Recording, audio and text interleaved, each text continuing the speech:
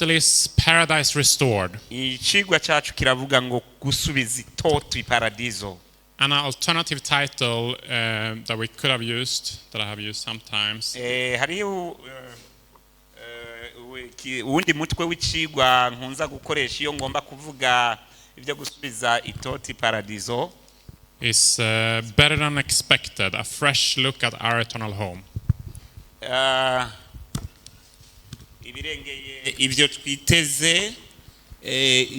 twiteze na cyane cyane mu iyo twitegereza iwacu ibihe byose. All right, so I'm looking forward to this message. Ico nkeneye gushikako muri ubu butumwa.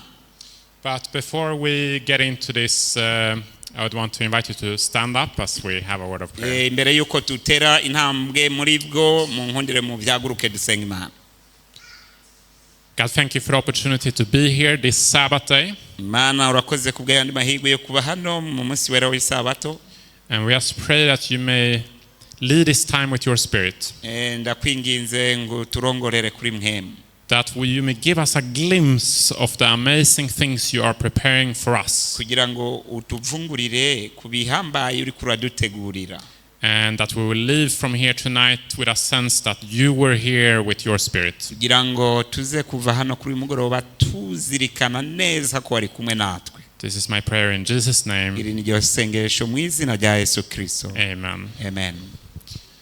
The following is how 3 women described the experience of giving birth. Ibi biratanga abakenyezi batatu bavuga ibijanye n'ibyo kwibaruka. Giving birth is like taking your lower lip and forcing it over your head. Rero kubyara cyangwa se kwibaruka bisa nkaho ari gufata imwemu umunwa wawe maze ukaheza ukawerekeza ku mutwe w'ugiye kubyara. I thought I was going to die. It was the most painful experience of my life. Uburibwe bukomeye cyane n'ubu bugira buti nibaza ko naringiye gupfa kandi akaba ari bwo buryo bwo kubaho budasanzwe nabayemo. And finally, it felt like an elephant was trying to walk out of my body. Ati ni nkaho umenga inzovu yagira ive mu mubiri wanje. Giving birth is painful. Rero kwibaruka mu by'ukuri birababaza. Yet many women choose to give birth again and again. Ariko nubwo biri uko abakenyezi bahitamwo kwibaruka mbere bakongera bakibaruka. Why? Kubera iki? Did you know that Jesus' physical suffering in the end of his life ububabare cyangwa uburibwe Yesu Kristo yagize mu mubiri mu mpera z'ubuzima bwiwe ku isi was worse than the pain of giving birth? Bwari burengeye uburibwe cyangwa ububabare umukenyezi agira iyo yibaruka. But that's not all. Ariko si ibyo gusa. Did you know that Jesus' mental, spiritual suffering in the end of his life was greater than his physical suffering? Nuzirikane yuko ububabare cyangwa uburibwe Yesu Kristo yagira mu buryo bw'ubwenge bwo mu mutwe bwari burengeye ubw'umubiri wagize. Jesus suffered greatly. Yesu Kristo yarababajwe ku rugero rwo hejuru. Yet he chose to go through all of that pain without giving up. Ariko yahisemwo guca muri iyo mibabaro atacashize hasi. Why? Kubera iki? I think the answer is the same in both cases.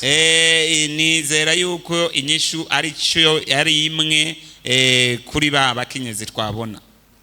For the joy that was set before them. Kubw'umunezero uri imbere yabo. For the joy that was set before Christ, he endured the cross, despising the shame, and has sat down at the right hand of the throne of God. Umunezero rero Kristo yagize yemeye guca mu mibabaro mbere n'umusaraba kuko yari yiteze kuzokwicara iburyo bw'isumba byose bw'intebe y'isumba byose.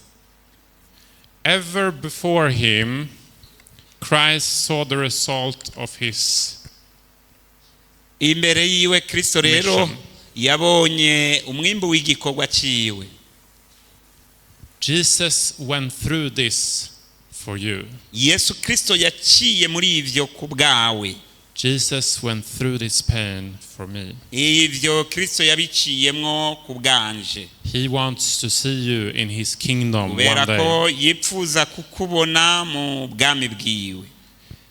Years ago, Dr. Kurt Richter performed a very interesting scientific experiment. Rero uyu mu Dr. Kurt mu myaka iheze yaciye mu bihe bitoroshe canke yashoboye gushika ukuroranirwa mu bintu bidasanzwe. They tested how long rats could survive in a bucket of circulating cold water before they would drown and die.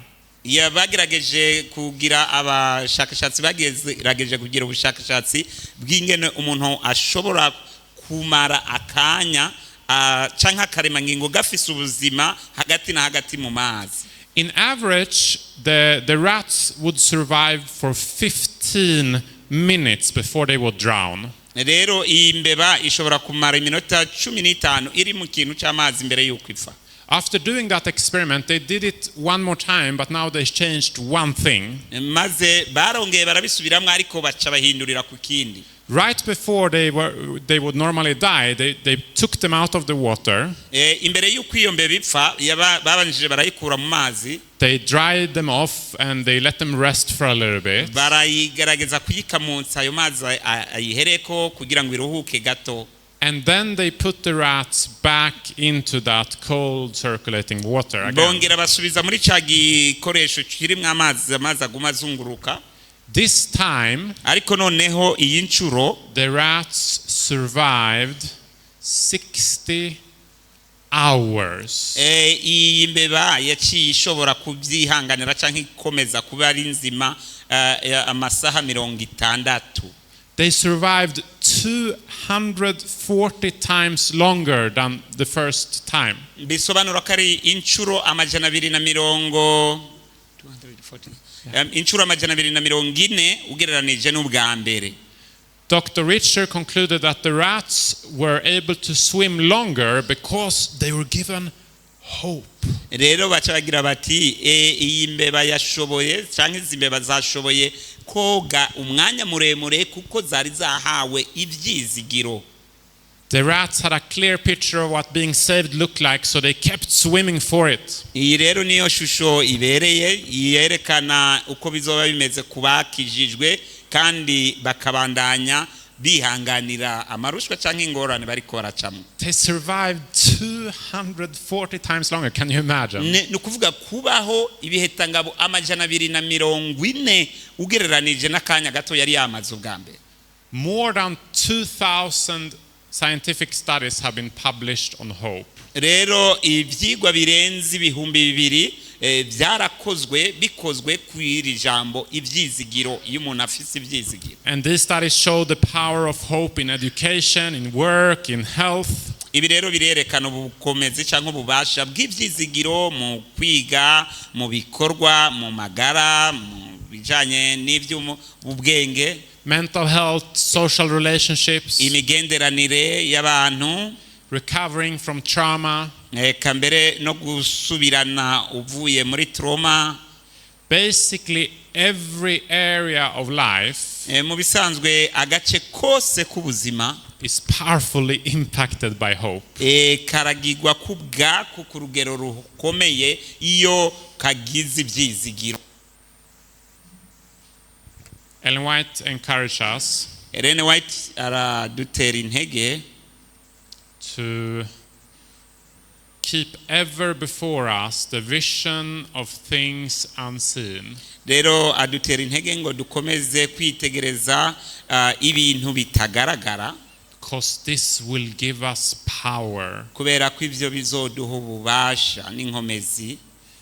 C.S. Lewis put it like this.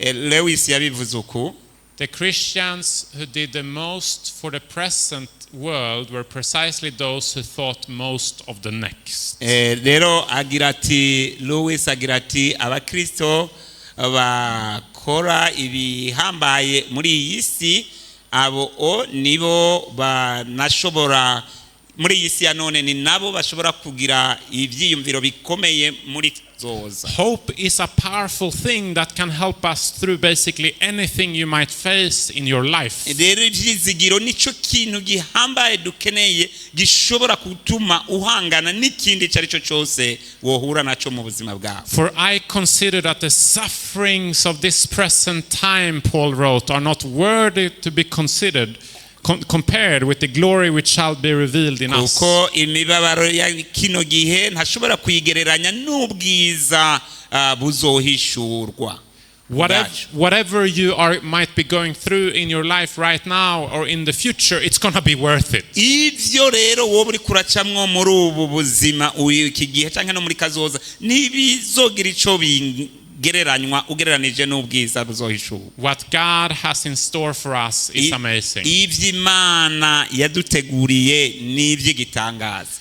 Before we talk about what heaven is going to be like, imbere yuko tuvuga ingene ijuru rizoba rimeze canke rigaragara, I want to talk a little bit about what it's not going to be like.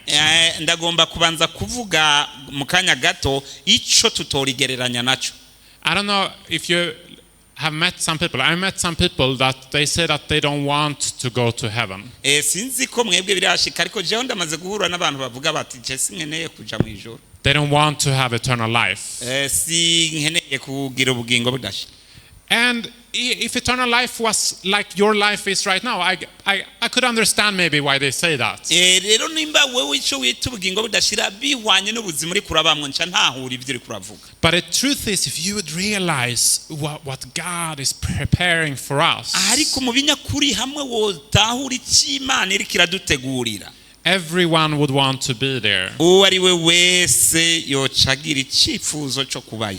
Some people's idea of heaven is that you're going to sit somewhere on a cloud playing a harp. That's the only thing you're going to do. Rero usanga abantu bariko biha ishusho y'ibyijuru bavuga ngo tuzoba twicaye ahantu mengane mu birahuri ukine, iyo niyo shusho bafite. Or maybe you're going to go to church 24/7. That's the only thing you're going to do. You're going to be in church the whole time. Imwijuru tuzoja mu rusengero amasaha 28 mu minsi ndwi yose, ibyo nivyo abantu bamwe bafise iyo shusho. And they're kind of thinking that heaven is going to be this. It's not going to be so nice. It's going to be kind of a boring place. They don't want to be there. Rero ati ijuru rero zoba ari kibanza kigoye, ikibanza umuntu adashobora kumva ko afise amahoro, aho sinshaka kuhaba. But that's not true. Ariko ivyo sukuri. Heaven is not going to be a boring place.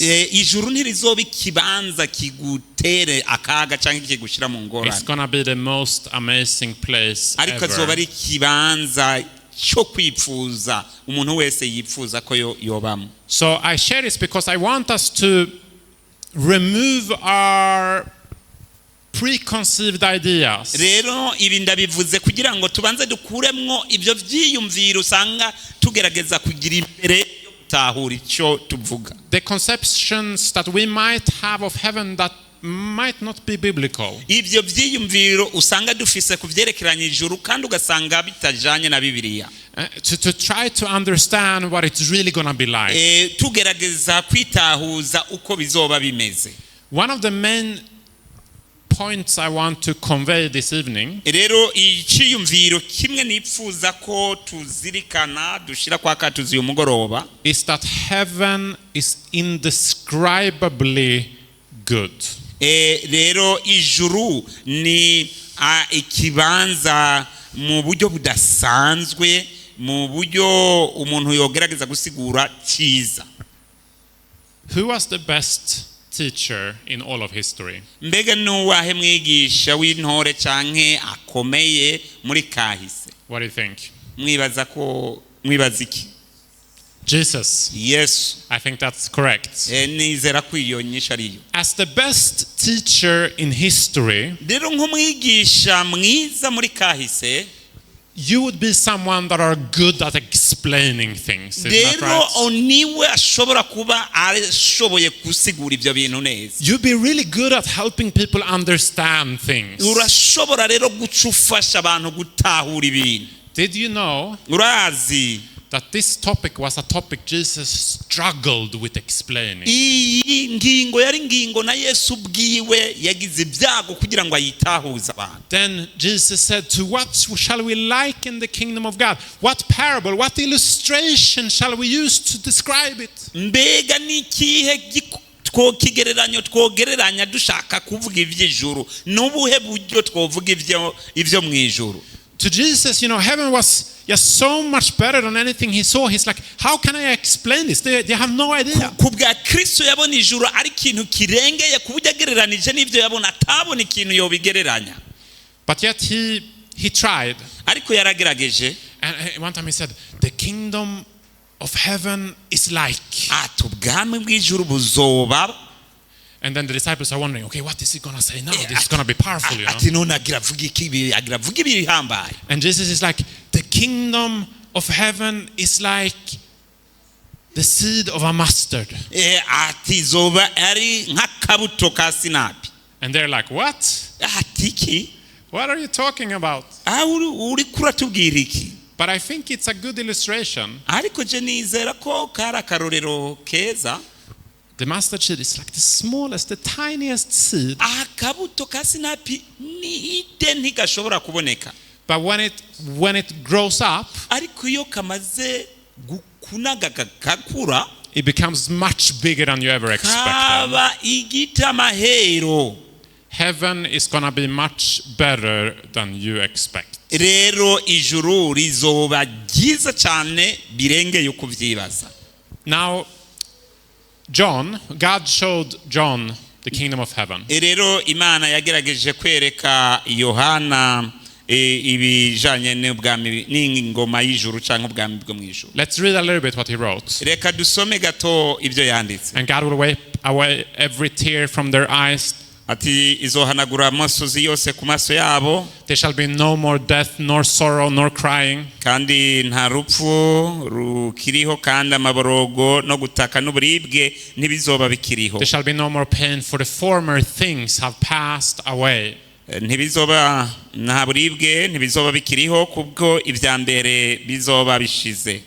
So imagine what is happening here. Iyumvira icyariko kiraba ngaha. God shows John this amazing picture of heaven. Imana yeretse Yohani ishusho y'igitangaza y'ijuru. And as a good prophet as he is, kandi nk'umuvugishwa mwiza, he sits down and he wants to write this down so we can see what he saw. yarakeneye kubifata nk'ama kugira ngo natwe dushobore kubibona uko. So he's sitting down and as best as he can he starts to describe the kingdom of heaven. Aricara kugira ngo agerageze mu buryo bwiwe bwo gutahura atubwira ibyo ubwami bw'ijuru buri uko buri. Did you notice what he did? Mbega murazi icyo yakoze?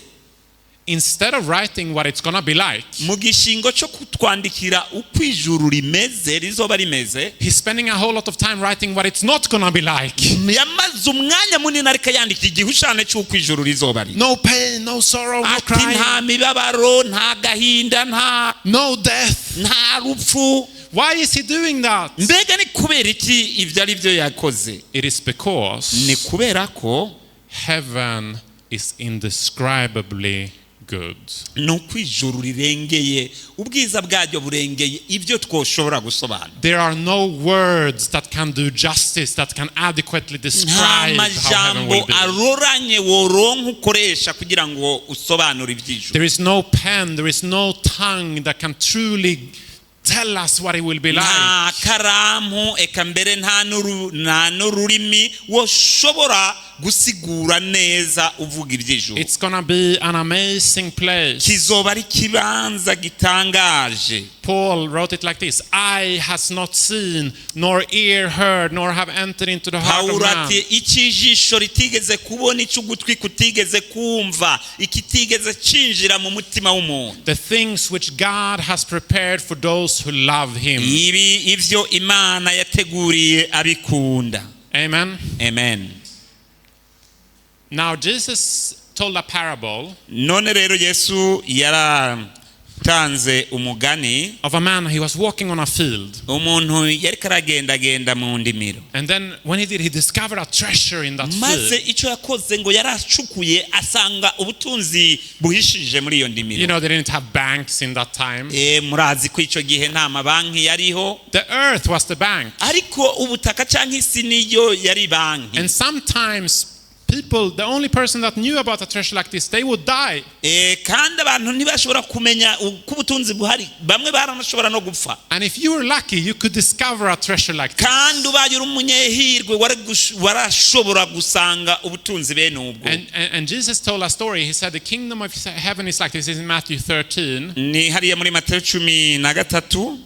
It's like a treasure like that is found in a field. Ati ni nk'ubutunzi bwari buhishije mu ndimiro. And he says the man, when he saw it, he covered the treasure again. Maze uyu muntu amaze kubona ubwo butunzi, And he goes and he what does he say? He sells everything he owns, doesn't it? reka rabe icyo yavuze neza. Matthew 13. Let me look. Ni Matayo 13. We want to preach the truth here. It says that he found it hid, and for joy over it, he goes and sells all that he has and buys that field. Aragenda umunezero umutera gushora ibyo afise byose agura iryo tongo. And you can imagine his friends, his family. Rero murashobora kwibaza umuryango wiwe abagenzi, They haven't seen that treasure, ntibigeze babona ubwo butunzi buhishije. and they're like, Why are you spending so much money to buy that field? nabo baribaza ati ni kubera iki uri kuraya aya mafaranga ugura iryo tongo? Are you out of your mind? Mbega wataye ubwenge? But the thing was, he had seen that treasure. ariko icyabimutera n'itunga canke izahabu yari yabonye mu iryo tongo, And with joy, he gave up everything he owned to make sure that that treasure would be anezerewe his. atanga ngo ivyo yari afise vyose kugira ngo aronke iryo tongo. Jesus said that that's what the kingdom of heaven is like. Yesu ati uko niko ubwami bw'ijuru buri. If you would understand how good it's gonna be there, Rero ubaye utahura ingene bizoba bimeze, you'll be willing to do anything to make sure that you get uca there. ukora ico ushoboye cyose kugira ngo uzobe uriho. Heaven is indescribably good. Ijuru nta majambo, ubwiza bw'ijuru nta majambo dufise yo kubusobanura. So what we are trying to do here today is it's an impossible job. Rero ico turiko turagerageza gukora ni igikorwa kidashoboka. So pray for us Kubw'ivyo mudusengere that God will give us a glimpse at this. kugira ngo Imana ituvungurire ko gato kuri ibi bintu. All right, so what is heaven gonna be like? None ijuru se rizoba rimeze gute? I want to start with reading one of the main passages. Ndagomba dusome mu majambo adasanzwe. Turn with me to Revelation chapter 21, Tugende hariya mu byahishuri mutumwa Yohana ni gice ca 21, and we're going to read verse 1 through 5. turasoma umurongo wa mbere dushitse ku murongo wa gatanu. Ijambo ry'Imana riravuga ngo mbona ijuru risha n'isi nshasha, kuko ijuru rya mbere n'isi ya mbere byari byagiye, n'ikiyaga nticari kikiriho. Mbona umurwa wera Yerusalemu mushasha wururuka uva mu ijuru ku Mana, witeguwe nk'umugeni asharirizwa umugabo wiwe. Numva ijwi rirenga rivuye kuri ya ntebe riti, ihema ry'Imana riri kumwe n'abantu, kandi izogerera muri bo, nabo bazoba abantu bayo, kandi Imana ubwayo izobana nabo. Izoba Imana yabo, izohanagura amosozi yose ku maso yabo, kandi urupfu ntiruzoba rukiriho, kandi amaborogo no gutaka n'uburibwe ntibizoba bikiriho, kuko ivya mbere bishize. Ibyagira kuri ya ntebe iravuga iti, raba byose ndabihindura bishasha, kandi andika, kuko ayo majambo arayo kwizerwa n'ay'ukuri. This is a beautiful description, isn't it? Aya n'amajambo meza cyane.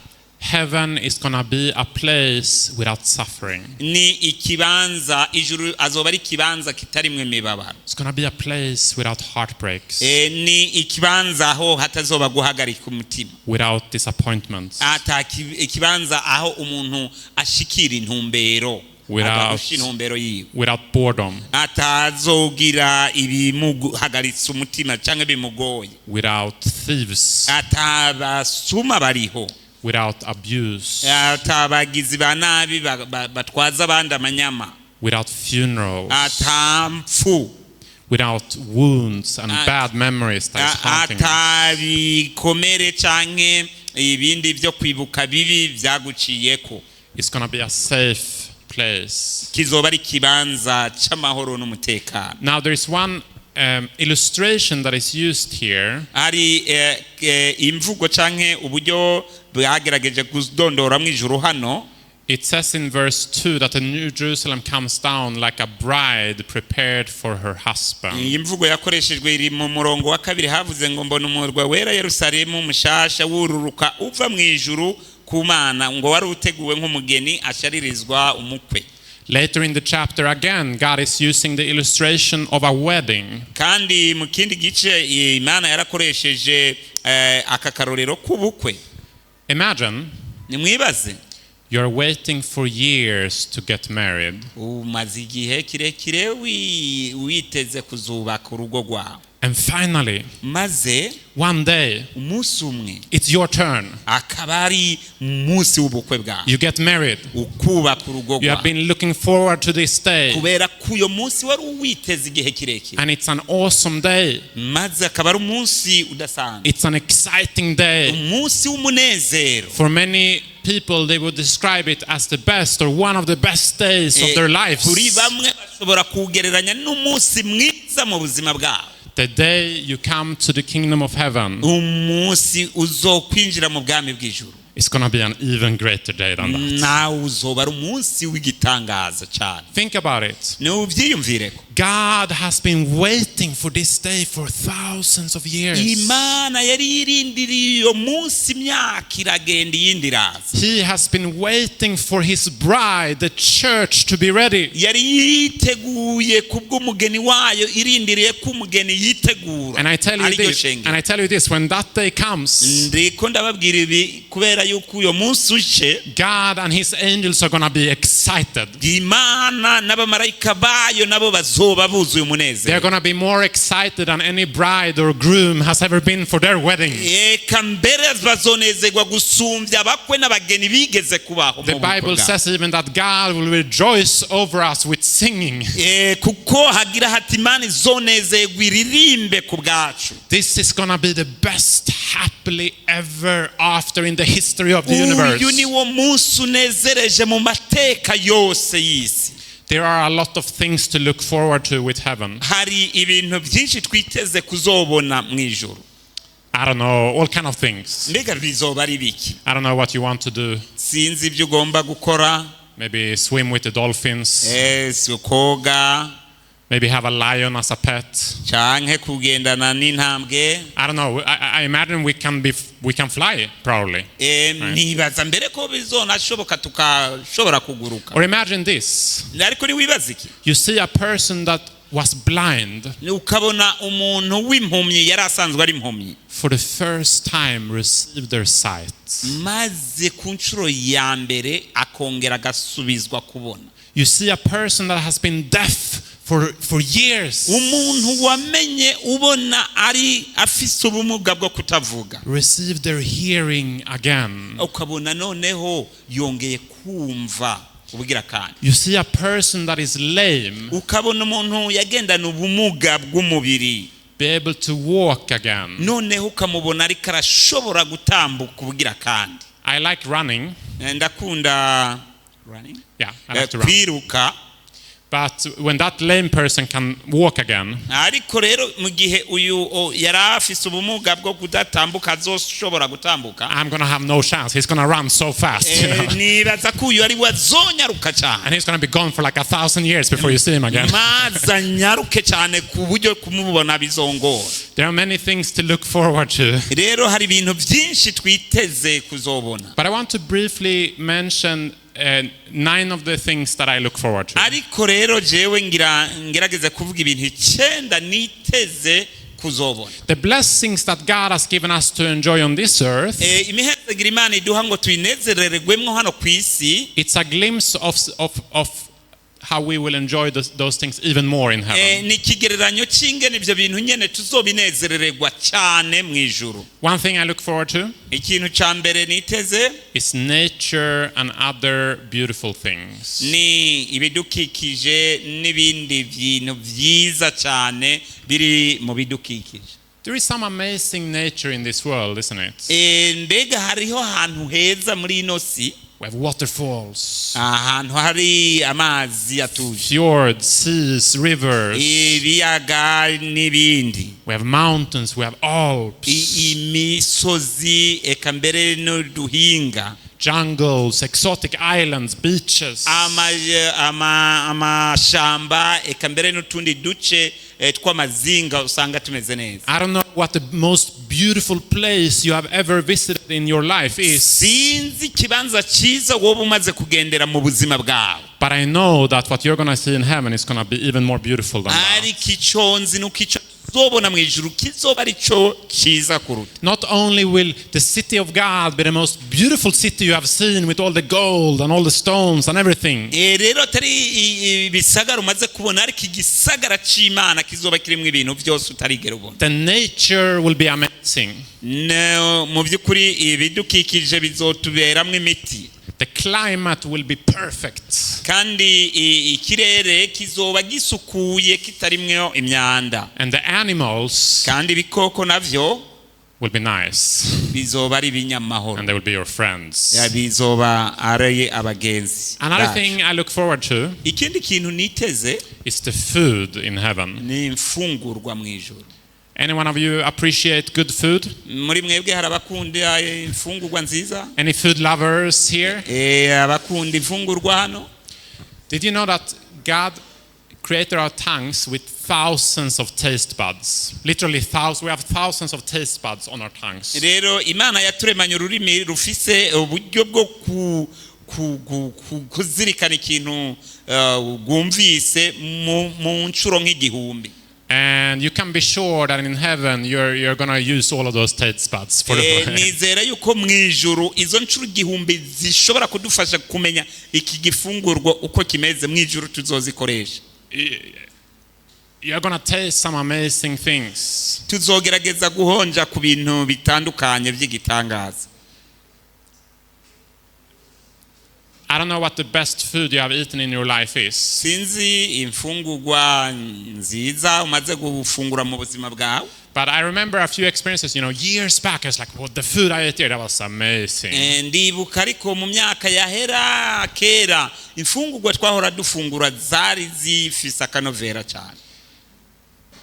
Imagine eating food from a master chef. Rero nimwibaze gufungura imfungurwa zateguwe n'umushefu cuisinier akomeye.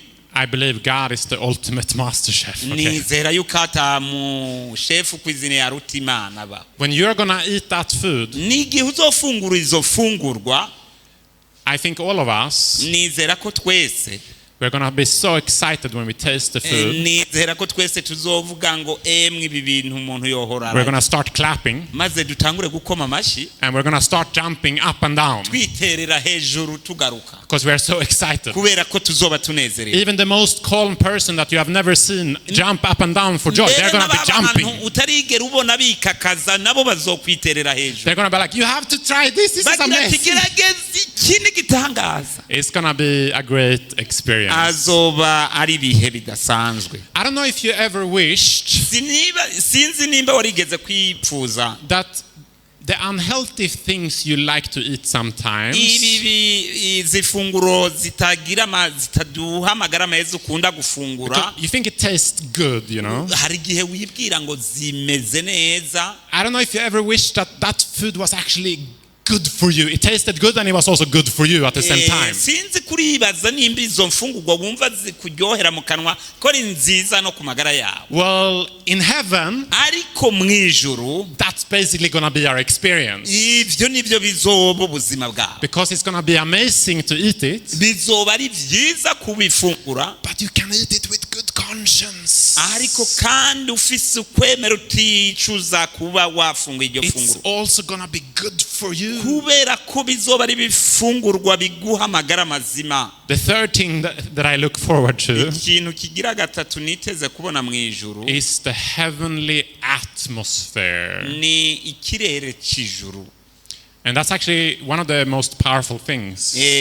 Hano hari ikintu gihambaye cyane. What is the best atmosphere you have experienced in your life? Mbega ni icyahe kirere cyangwa igicu kigukwikuje cyiza washoboye kubamo? Very high up on my list. Very high up on my list, on my experience. Kuri jewe mu byo maze gucamwo would be like the fellowship I've experienced at a mission school. Rero bwari urugendo twakoze hariya rujanye n'ishure. We have people that are fully committed to God. Abantu bari biyeguriye Imana. That wants to serve God. Bagomba gukorera Imana. Living the same place. Bakaba mu kibanza kimwe. Eating together, working together. Bagasangirira hamwe, bagaba hamwe. An atmosphere of peace. Kandi hakaba igicu cy'amahoro. Of harmony. Cy'abashira hamwe canke bakora kumwe. Of love, joy and purity. Murukundo ekambere n'ubugwaneza. When you experience a place like that, iyo rero ushoboye kuba mu kibanza nk'icyo, it's a very precious place to be. Ico ni kibanza cy'agaciro umuntu wese yifuza kubamo. Whatever is the best atmosphere you have experienced, utitaye rero mu kibanza canke mu gicu runaka wabayemwo wewe, the atmosphere in heaven is going to be even better. igirere c'ijuru canke igicu c'ijuru kizoba arico ciza ca mbere. Love, joy, peace is going to saturate the whole universe. Urukundo, amahoro nivyo bizoba bisasagaye hose. It's going to be wonderful. Bizoba ari ivy'igitangaza. The next thing that I look forward to ikindi niteze mwijuru is universe travel. Ni rugendo mwitazanure. I don't know if you like to travel. Sinzi mwe ko mukunda ingendo. It can be a blessing in many ways. Ishobora kuba umugisha mu buryo butandukanye. But travel in heaven, ariko rero urugendo rwo mwitazanure, it's going to be next level. Nigo ruzoba urugendo rubereye canke rwiza. We are probably not going to travel in this. Rero ntituzogenda muri ibi. But I'm sure that we will be able to investigate the different parts of God's universe. Ariko nizera yuko tuzogira umwihwezo ku duce dutandukanye tw'umwitazanure y'Imana. We're going to be able to go to different planets. Tuzoja ku mibumbe itandukanye. We're going to be able to meet the angels. Tuzogira amahirwe yo guhura n'abamarayika. The cherubims. N'abakerubi. The seraphims. N'abaserafi. And all the other creatures that we probably don't know about that God has created. N'ibindi biremwa tushobora kuba tutazi ariko Imana yaremye. I'm looking forward to that. Jewe ivyo bintu ndavyiteze. I can imagine that. Imagine if you're on the moon, right? The gravity is it's quite different than it is here on this earth. Nizera yuko hirya y'ukwezi hatandukanye na hano. And I'm sure there's going to be a lot of experiences like this. You go to different planets. Kubw'ivyo rero nibaza ko ari ibihe bizoba bidasanzwe turiko tuja mu bibanza bitandukanye. I'm excited about the unparalleled music that we are going to experience. Kambere jewe niteze bijanye n'urufwaya rw'indirimbo umuntu hazokumva. Do you appreciate music? You like some good music? Mbega urakunda indirimbo? One of the most famous musical artists in the world is Taylor Swift. Taylor Swift niwe rurangiranwa mu by'imiziki kuri ino si ubu. A couple of years ago, she had this big Eras tour, I think they called it. Rero mu myaka mike iheze yaragize ico bise Eras tour. In average, people paid $1,300 to go to one of her concerts. Yeah, $1,300. Umuntu umwe kugira ngo ushobore kuja muri iyo concert yiwe wategerezwa kuri ibihumbi 13 kugira ngo bijemo. I read about one guy. He paid $20,000 to attend few of her concerts during a few months. Rero narahuye n'umuntu mbere yarisha ibihumbi 200 by'amadolari kugira ngo ashobore kuja mu bibanza bitandukanye ahari ko arabera $20,000. ayo makonseri ibihumbi 200 by'amadolari. And when he was interviewed, kandi wamubona umenga sa, he said, I haven't looked at it a single second and thought, oh, I spent too much money. Agarukanye ubwenga ati mbega akakanya aya mahera yose aragiye. Instead, he said, what I'm thinking is, oh, I wish I could do it again. Ni nkaho we muri we yavuga ati numva nari bandanya nkora ivyo kandi. People traveled thousands of kilometers to attend her concerts. Abantu bagenda ibirometero n'ibirometero kugira ngo bashikire amakonseri ari karategura. They were calling in sick to work. Maze bakaca batangura gufata ibyo bintu mu majwi. They were trying to hide their faces so the cameras, so the boss wouldn't see them on TV or something, that they were actually attending a concert. Guhisha mu maso habo kugira ngo ababakoresha ntibashobore kuba bo babona. I read about one person. She flew more than 6,000 kilometers to go to her concert. Hari n'umuntu umwe namenye yashoboye kugenda ibirometero ibihumbi 631 kugira ngo aje muri She concert. was awake for more than 24 hours to go there. Ibi byamutwaye amasaha 28 kugira ngo ashobore kuja. When someone asked her, was it worth the money? Was it worth the travel? Ati none vyari bikwiranya ayo mafaranga yo kugenda nabi ayo mafaranga. Was it worth staying awake for that long? Mbega ivyo wari gushobora kubimara mwihi mwanya? Her answer was, Inyishu yiwe yari all I can say is I am delighted to be here.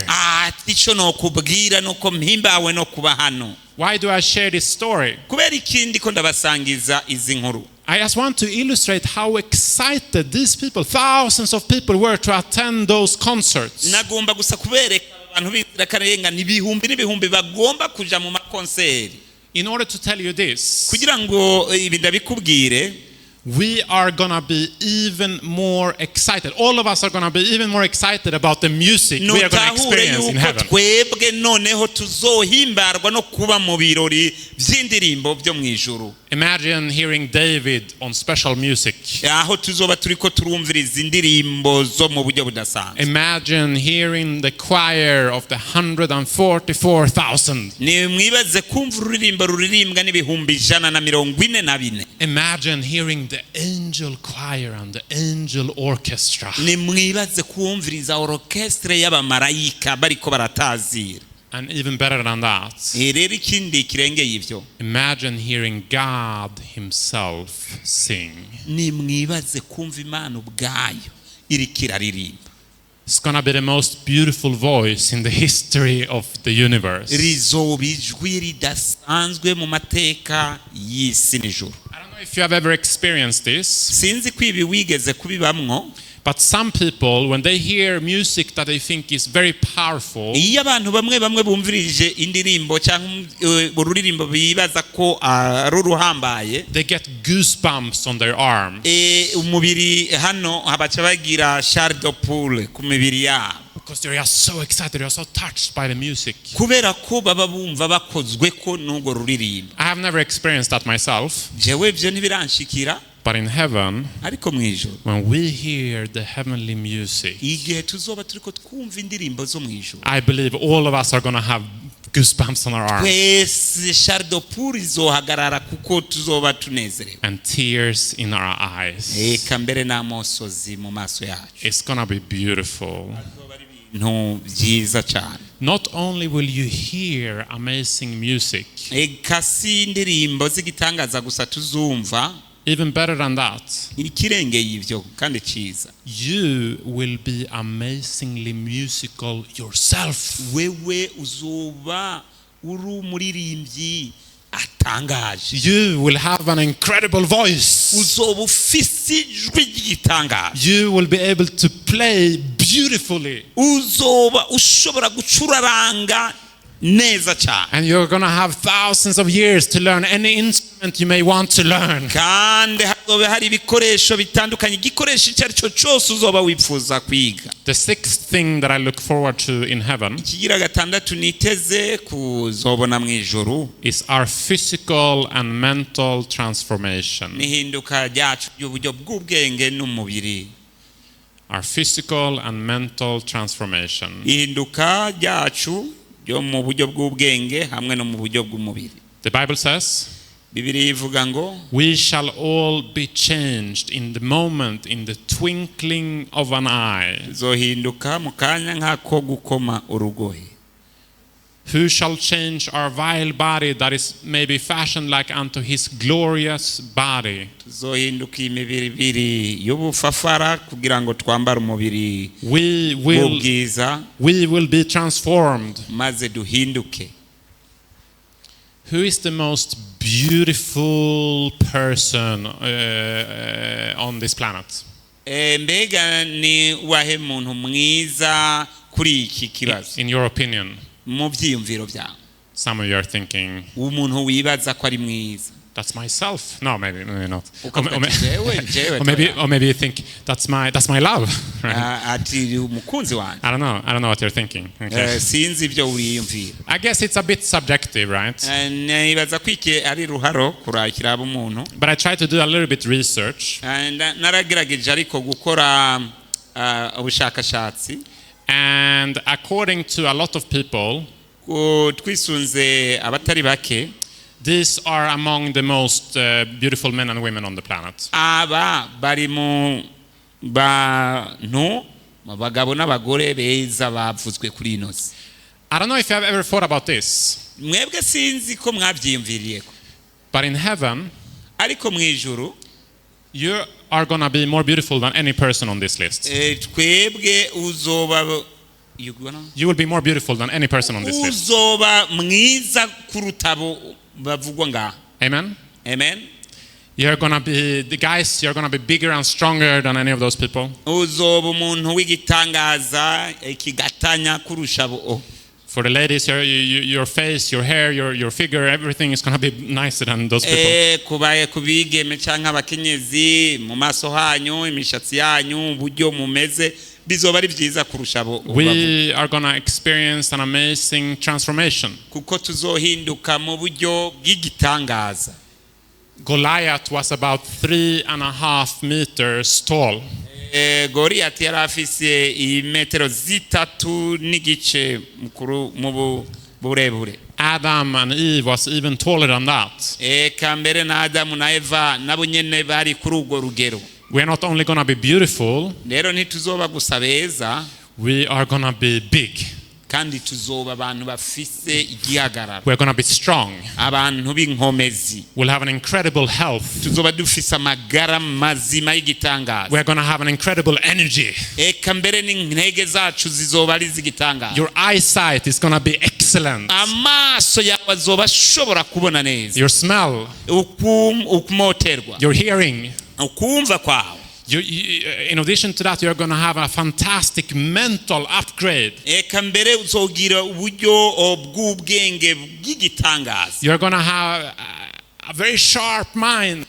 ubwenge bubangutse cyane. I don't know if you ever watched, you have these programs, this total makeover programs. hariho iyi nteguro sinzi ko woba warigeze kuyikurikirana. They take a person that maybe doesn't look so good. barafata umuntu bibaza ko ameze neza. And they really fix them up. They change the style, the clothes, the hair, everything. bakagerageza kumuhindagura uko yambaye imishatsi n'ibindi. And sometimes it's quite amazing that the difference before and after that those people experience. rero birahimbara rimwe na rimwe ubonye ingene abantu batandukanye igihe baba bariko baragira iyo mideri yabo. Well, that's nothing compared to what we are going to experience. ariko ivyo ntaco bigereranya ko nibizoba igihe tuzoba turimo. This is going to be the best total makeover ever. ibi nivyo bizoba ibintu vyiza cane gusumvya.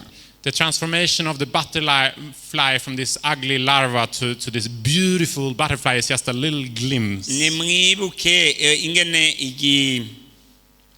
kinyugunyugu kiva mu kantu menga n'urunyo ariko kigaheza kikaba kanyugunyugu keza yo kakuze. uko guhinduka rero niko tuzorengenzako. I also look forward to ariko kandi nditeze the most epic testimony meeting ever. kuba mu ikoraniro ry'ibishinga ntahe ry'agakura.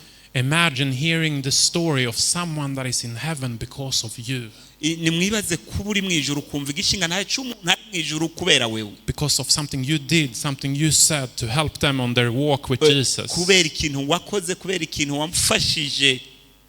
Imagine the joy of meeting people like this in heaven. nimwibaze umunezero umuntu azogira guhura n'abantu benabo mu ijuru. If we follow Jesus, all of us is going to have that experience. kamwe rero twokurikira Yesu twese ubwo nibwo buzima tuzobamwo. And that's going to be so priceless. kandi bizoba ari iby'agaciro. Purpose, the exciting and meaningful things we will be doing. rero no kwitegekanya no kumva ibintu bidasanzwe tuzoba turiko turakora. Having a meaningful purpose kugira rero intumbero is one of the most important factors for joy, for well-being, for satisfaction in life. ni ikintu cy'ingenzi kugira ngo ushobore gushikira umunezero no kumererwa neza. On the contrary, an aimless life is a living death. ariko rero igihe cyane cy'ivyo ubuzima butagira intumbero n'ubuzima buri mu rupfu. Thankfully, life in heaven will not be a living death. rero ubuzima bukenguruka bwo mu ijuru ntibuzoba ari ubuzima bwo kuja mu mahonero. These are some of the things we'll be doing. ibi ni ibintu bimwe mu byo tuzokora. Traveling, learning, building, gardening, worshiping, music, food, fellowship. Kufata ingendo, kwiga, kubaka, kuzigama, kusenga, kuririmba, kwifungura, kambere no kunga ubucuti n'abandi. The Bible says that we'll build our own houses. Kubera yuko Bibiliya itubwira yo ngo tuziyubakira amazu yacu. And you can design it exactly like you want. Kandi uzoyiha ingero urugero wifuza kwigira.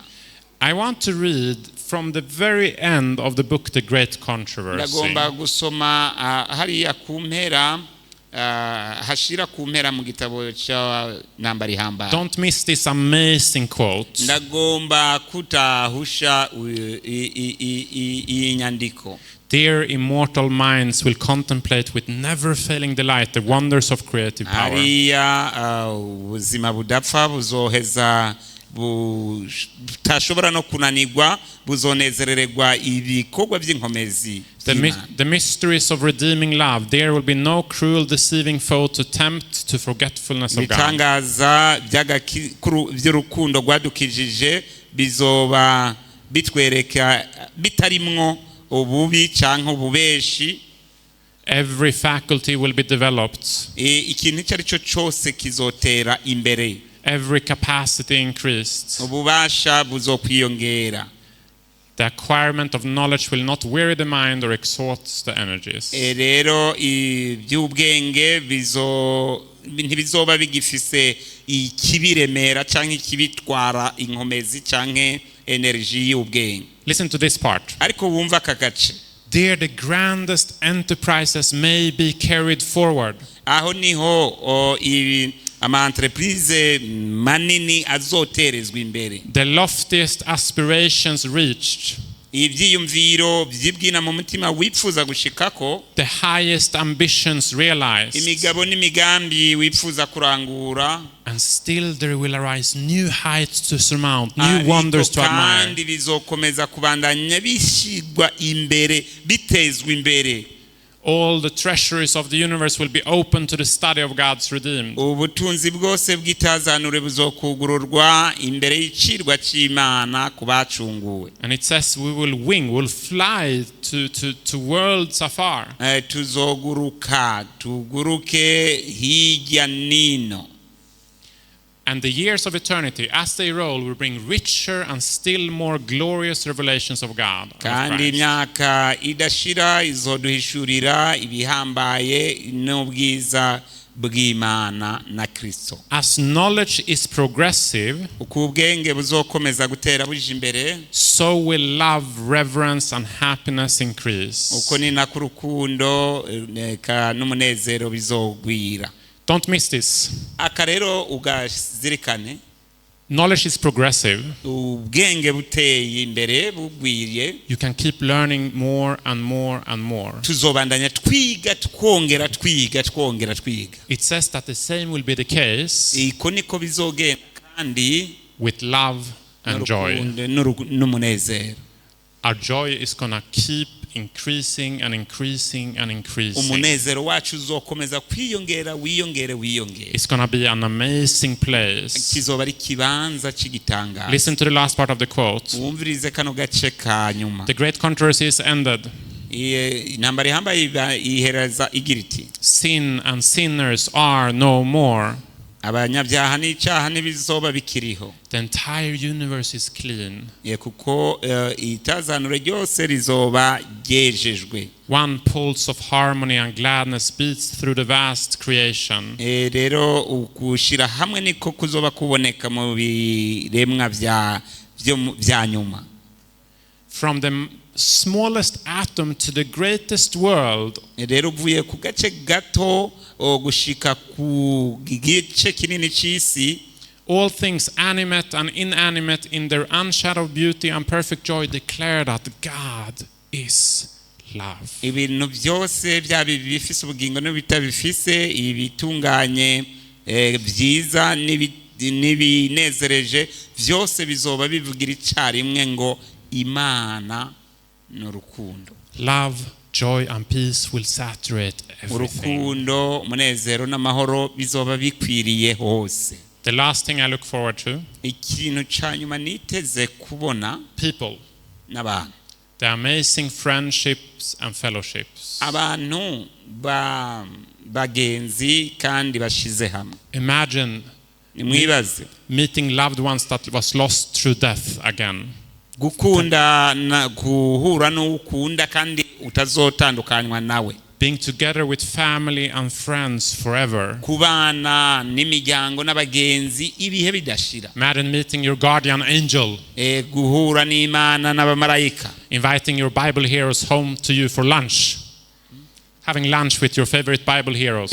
Maze ugasangirira hamwe ifunguro nabo wacunguje ijambo ry'Imana. In heaven you are going to be with the best people that ever lived, all in one place. Rero mu ijuru hazoba hari abantu beza batunganye utigeze ubona mube muri mu kibanza kimwe. When you are with a really nice person, uri kumwe rero n'abantu beza, you can be in a really bad place. You can be stuck in, I don't know, a really ugly house. Urashobora kuba uri mu nzu itari nziza cyangwa ahantu hatakoroheye. Sitting on the floor with no furniture. Wicaye mbere hasi atantebe ugira. And still have a beautiful time. Ariko ukagira ibihe byiza kuko uri kumwe nabo ku. Heaven is going to be filled with amazing people by God's grace. Rero ijuru rizoba ryuzuyemo abantu beza Imana yaremye. In closing, I want to share a testimony. Mu gusozera ngira ndabahe iki gishinga ntaye. When I was 19 years old, igihe nari mfise imyaka 19, long story short, I sensed that God called me to move to the north of Norway. Imana yarampamagaye kuduga mu buraruko bwa Norvege. To work as a Bible worker. Nari ngiye gukora hariya nk'umuhunjarume. I wasn't so sure first, should I go there? Sinari bwa mbere sinari ndavyiteze kuko naribaza ati ngiye hariya muri kajya gace kweli. I had never been there before. Kuko sahantu nari narigeze kugenda. In the winter, it's known as the northernmost town of the world. The northernmost town of the world. Rero nagace ko mu buraruko bw'isi. It's very far north. Ni mu buraruko hakure kumera z'isi. In the winter you literally don't see the sun at all for 2 months. Rero muri ico gihe cha winter muronke izuba ibetangabo gatatu mu kwezi. It's a cold place, it's a crazy place, far away. Ni kibanza gituje ariko cakure. If you're in the south of Norway, it would take you 3 days to drive up there. Ubaye rero uri mu majepfo ya Norvege bigufata 3 days? Yeah. Imisi itatu uja muri ubwo buraruko. I didn't know anyone there. Nta numwe narinzi waho hantu. It was far away from family and friends. Ari kure y'imiryango n'abagenzi. They only had 7 people in the church there. Bari bafise gusa abantu ndwi mu ishengero. I didn't know if I could work as a Bible worker. Jewe sinamenya rero ati mbega ndakora nk'umuhunjarume. I didn't know if anyone would be interested in learning about the Bible. Eka mbere sinarinzi ko hari n'umuntu azohimbarwa no kwiga ivya Bibiliya. But I sensed that God called me to go, so I moved up there, 19 years old. Ariko numva Imana impamagarira kuja aho hantu mfise imyaka 19. As I came up there, maze kuhashika, we started the Bible work. Dutangura igikorwa cyo And we had a list of people that had been interested in Bible studies. So we invited them to a Bible study group. And we were excited to see what God was going to do.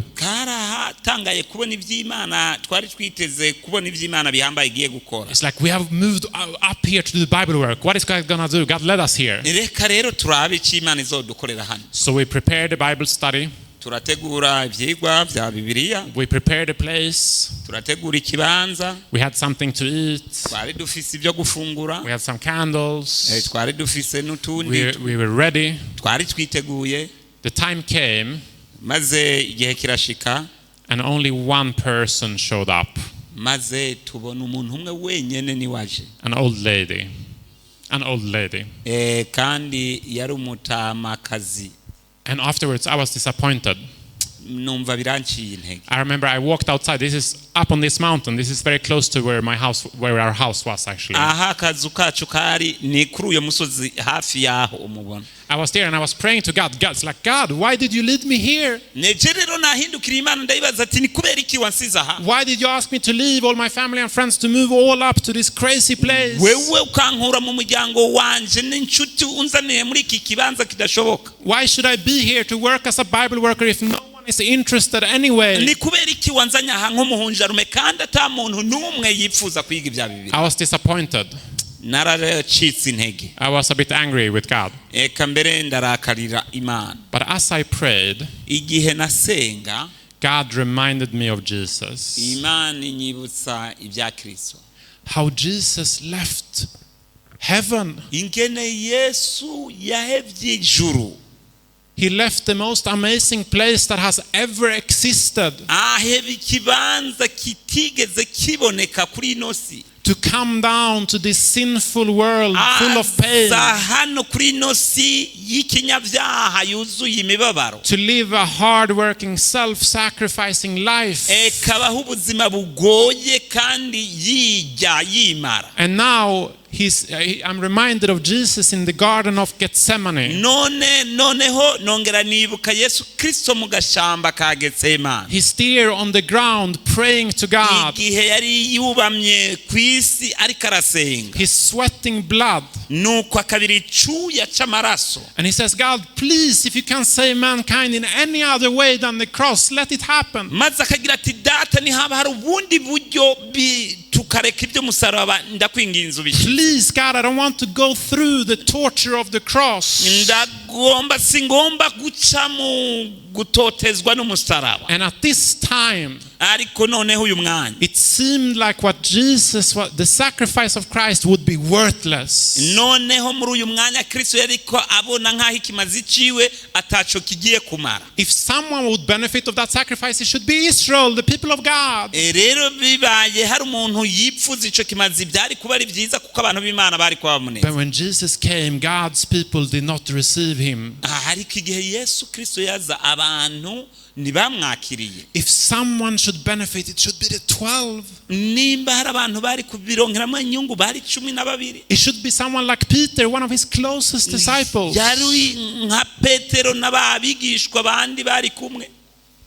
But Jesus knows that all 12 are about to leave him. Ariko Yesu yarazi ko na bamwe 12 nabo nyene bari bumuhebe. One already left to betray him. Kubera ko numwe yari yamaze kumugura. And one of his dearest disciples maze umwe mu bakunzi biwe was about to deny him. Yari yiteguye kumwihakana. Did you know that Jesus could have gone back to heaven?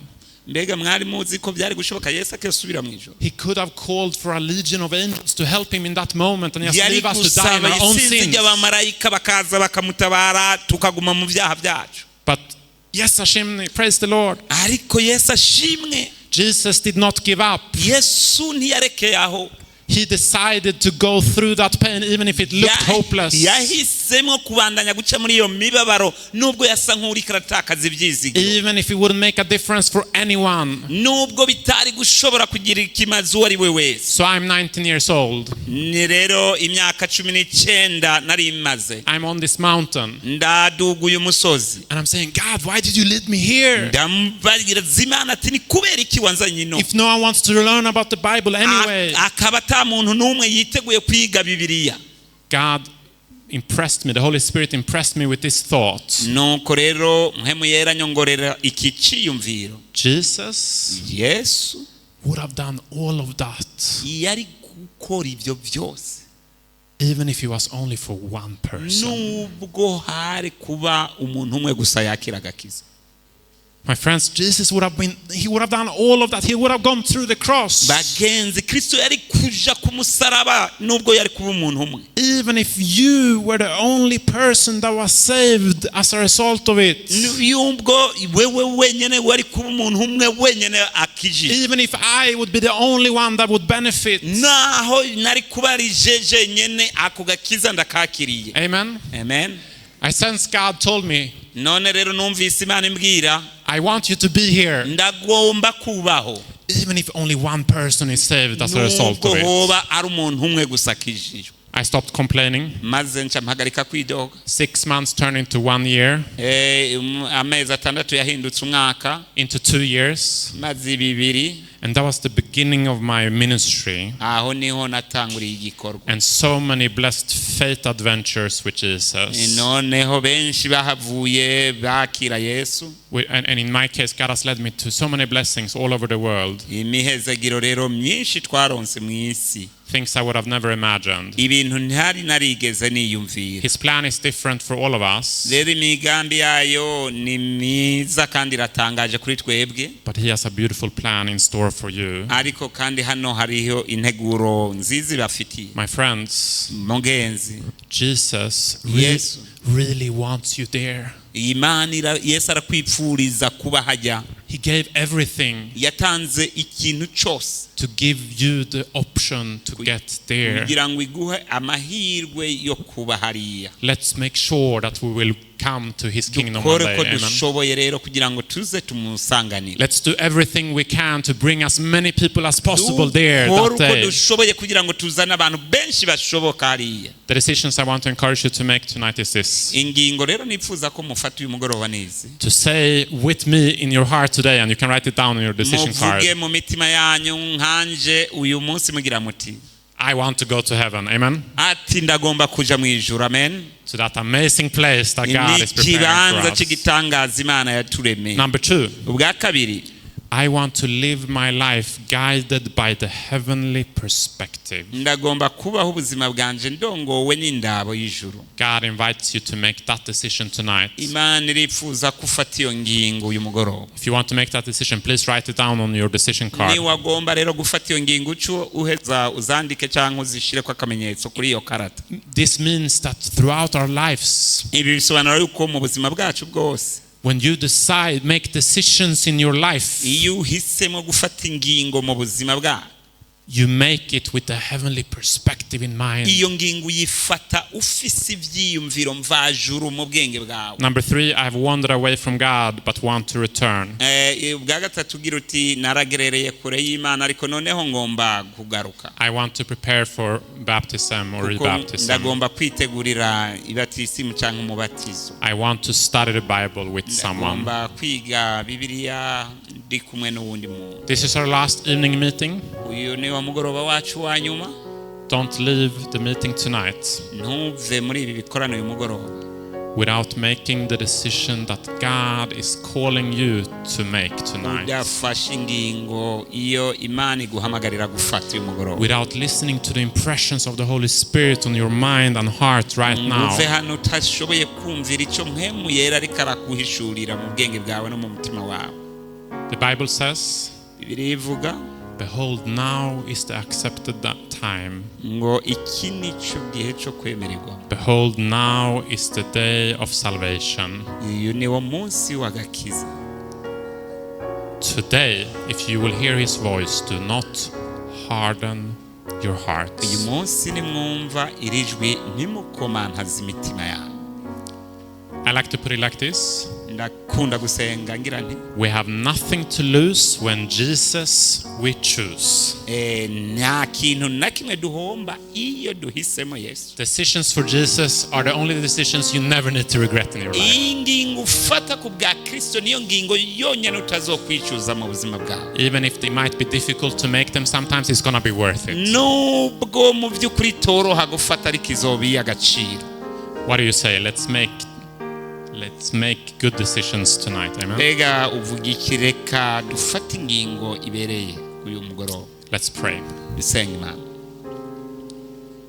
Dear Heavenly Father, Data uri mu ijuru, thank you for the amazing place you are preparing for us, turagushimiye kubw'ikibanza cy'igitangazo uri kuradutegurira, and for the promise that you will come back soon to take us there. kandi no kubw'isezerano wadusezeraniye yuko uzogaruka ukadutwara. God, we don't deserve it. Data turagomba kuvuga We have sinned, and the wages of sin is death. yuko dufise ibyaha kandi ingero y'icyaha akaba ari urupfu. But thank you for your offer of salvation ariko turagushimira kubwishikanwa ryawe ry'agakiza through the life and death of Jesus Christ. biciye mu rupfu n'izuka rya Yesu Kristo. Thank you for your grace. Turagushimiye kubw'ubuntu. We pray that we all turasenga kugira ngo twebwe twese here or watching online abari hano n'abadukurikirana ku mbuga ngurukanabumenyi may truly receive your forgiving grace kugira ngo dushobore kwakira imbabazi zawe and your transforming grace into our lives. eka mbere n'ubuntu bwawe buhingura mu buzima bwacu. And we pray that all of our loved ones will be with us there one day in the kingdom of heaven as well. turanasenga kugira ngo abo dukunda canke abakunzi bacu tuze tubane mu kirimba c'ijuru. Bless the rest of this Sabbath. uduhezagire mu masaha asigaye y'isabato. We pray and we thank you turasenze kandi dukenguruka in the precious name of Jesus. mu izina ry'agaciro rya Yesu. Amen. Amen.